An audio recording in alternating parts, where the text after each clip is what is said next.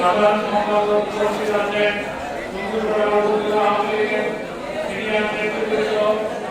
উপজেলা আওয়ামী লীগের মাননীয় নেতৃবৃন্দ,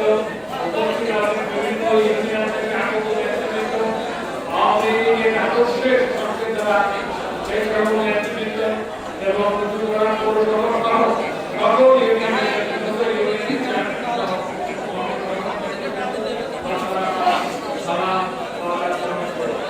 আপনারা জানেন